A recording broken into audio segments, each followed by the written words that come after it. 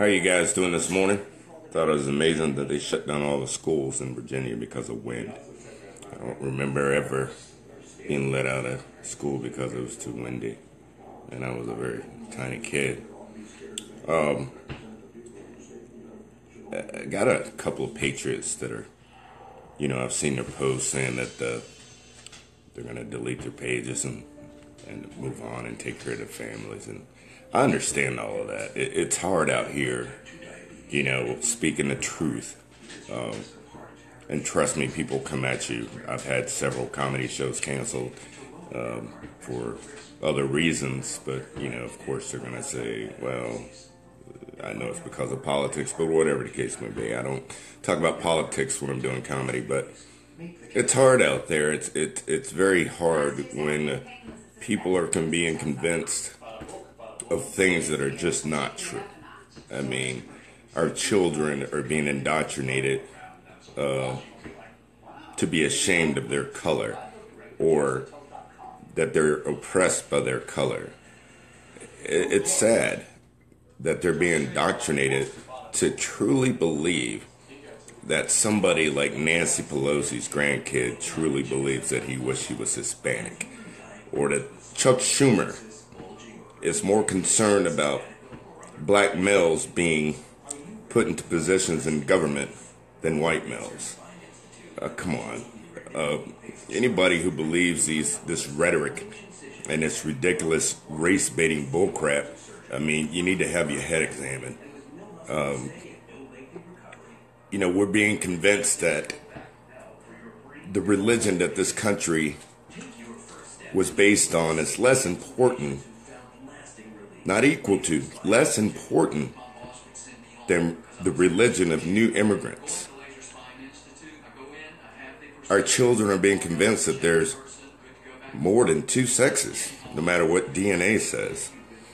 XX or XY, in my opinion. But we're being told these things, and I see white kids ashamed of being white, and I see black kids sad for being black.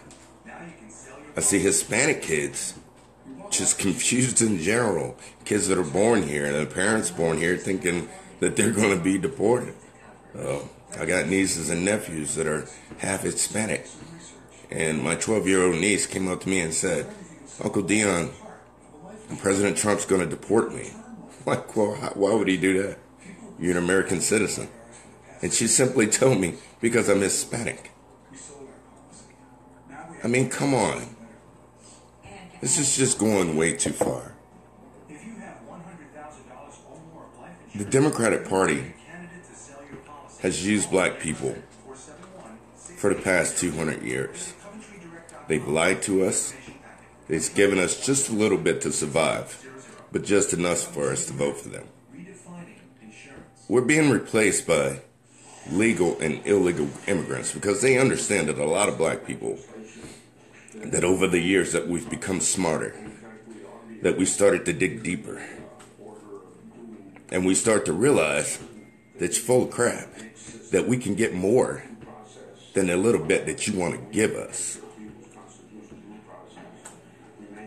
But I want all of my Hispanic friends and all of my Muslim friends and all of my immigrant friends to understand this. If they'll do it to people that they enslaved for hundreds of years, they'll do it to you. And it'll take you another 200 years to realize that you can get more than what they're trying to offer you, that they're not your friends. As a lot of you go through immigrations and do it the proper way and graduate, you notice that a lot of the Democratic Party right outside of those graduations to welcome you.